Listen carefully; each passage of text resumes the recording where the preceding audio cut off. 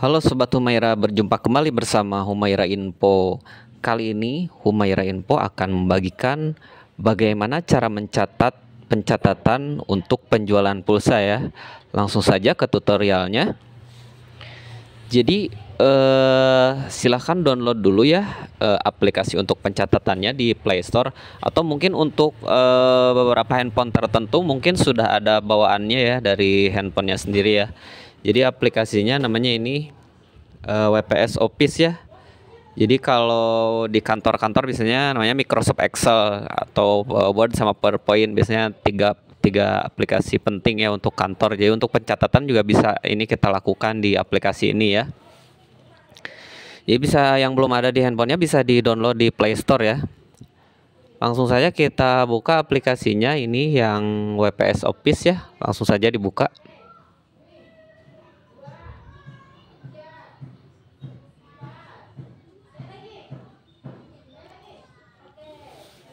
Ya, masih loading ya.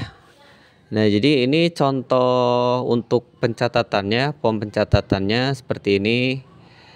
Jadi kita bisa cantumkan tanggal 1 hari sebelumnya, terus ini tanggal hari ini yang di pojok kanan ini tanggal hari ini ya. Nah, akan saya jelaskan sedikit ya mengenai detail-detail pencatatannya ya.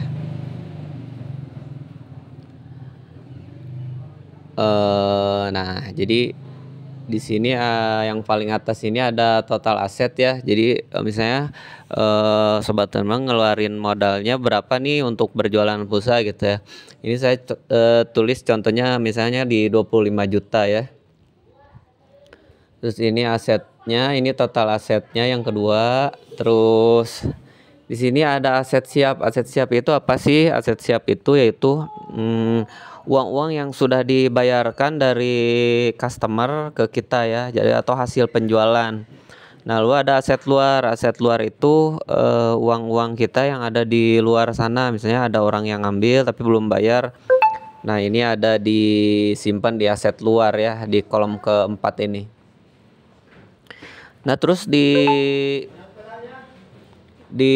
aplikasi ini kita detailkan seperti ini ya, ada saldo apa gitu, ini yang berupa aset-aset yang siap digunakan ya, seperti saldo dana, saldo propana, saldo m-banking juga bisa disimpan di sini ya, di garis aset sini.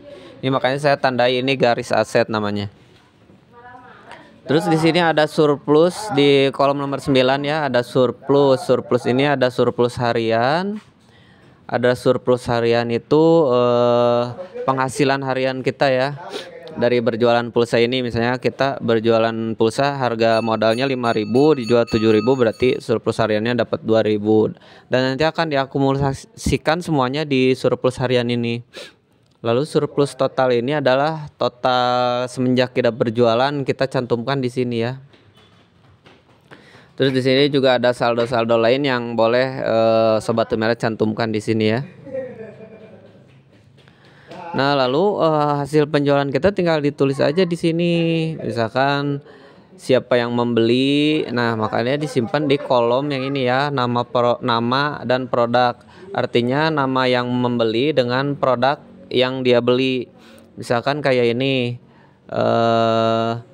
misalkan Bu Laundry ini membeli saldo ShopeePay sebesar 100.000. Nah, dicantumkan di sini di tanggal kemarin, misalkan pembeliannya 100.000. Nah, lalu ini ada Delasel, misalkan membeli saldo pulsa sebesar 600.000, dan kebetulan hari ini ketika sudah bayar langsung disimpan di kolom bayar ya. Ini yang namanya kolom bayar. Jadi kolom bayar itu ketika ada yang sudah bayar langsung dicantumkan di sini. Nah, otomatis kalau sudah bayar full, misalkan dia ngambilnya 600.000, dibayar 600.000, nah maka di sini 0 harganya. Artinya kalau nilainya 0 berarti itu sudah dibayar semua, jadi artinya lunas ya, nggak punya hutang. Nah, jadi seperti itu. Terus kita bisa cantumkan juga di sini. Ini namanya persentase aset ya. Persentase aset itu Simpelnya kita kayak baterai gitu. Jadi jumlah aset yang di luar dengan yang di dalam berapa sih jumlahnya, perbandingannya. Nah, ini kalau 53% berarti aset kita yang di luar itu sejumlah di bawah 50%. Ini seperti baterai lah. Ini juga kita bisa menentukan bagaimana kapan kita harus menagih ya. Misalkan kalau sudah mencapai 20% artinya kalau baterai juga udah harus dicas, artinya kita harus mulai menagih ya uang-uang yang di luar gitu. Nah, jadi seperti itu ya. Terus di sini juga di aplikasi ini juga bisa kita cantumkan note-note ya. Misalkan nih ada, boleh juga kita jadwal ganti oli apa atau SIM habis, boleh juga kita cantumkan sebagai note juga ya gitu.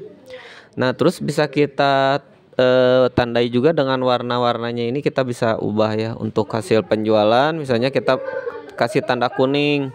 Untuk pemilihan saldo misalkan kita tidak usah kasih warna, itu sebagai tanda saja ya. Nah, gitu. Nah, untuk surplus atau keuntungan bisa kita kasih garis hijau seperti ini. Nah, jadi itu ya contoh simpel pencatatan pulsa.